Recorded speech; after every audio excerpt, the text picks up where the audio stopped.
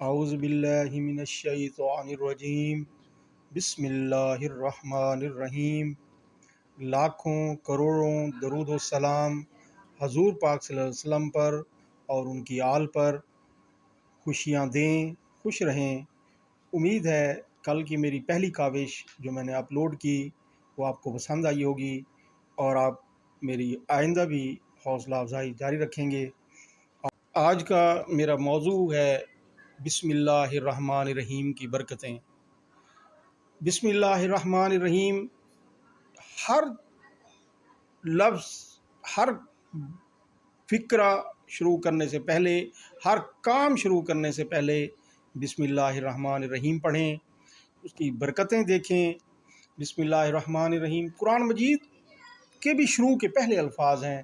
شروع اللہ کے نام سے، جس میں شروع ہی اللہ کے نام سے ہم کریں گے تو کیوں نہ برکتیں ہوں گی، کیوں نہ اس کے ثمرات ہمیں ملیں گے، اور ہم اس کو بسم اللہ الرحمن الرحیم کی اتنی برکتیں ہیں کہ ایک غیر مسلم عورت نے جب سنا کسی مولانا صاحب سے کہ بسم اللہ پڑھنے سے اتنی برکت ہوتی ہے، تو وہ ہر بات پہ بسم اللہ الرحمن الرحیم پڑھتی، تو ان کے گھر والے اسے کہتے تم یہ مسلمانوں والے کی کیا آواز نکال دی، کیا پڑھتی ہو؟ تو انہوں نے کہا نہیں، میں نے سنا ہے کہ بسم اللہ الرحمن الرحیم پڑھنے سے بہت برکت ہوتی ہے، اور کچھ بھی اس سے کوئی بھی نقصان جو ہونے والا ہوتا ہے وہ اس سے بچ جاتا ہے بندہ۔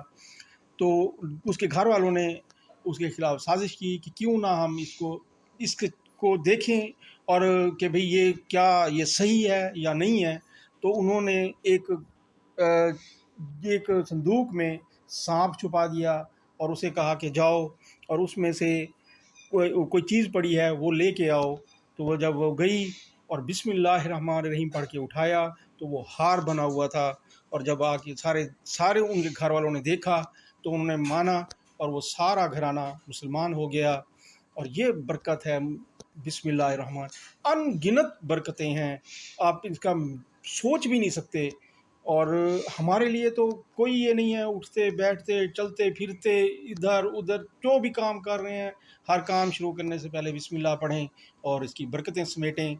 اور میں امید کرتا ہوں کہ آپ اس کو اپنا ایک ورد بنا لیں گے اور ہر وقت بسم اللہ الرحمن الرحیم پڑھتے رہیں گے اور برکتیں سمیٹتے رہیں گے۔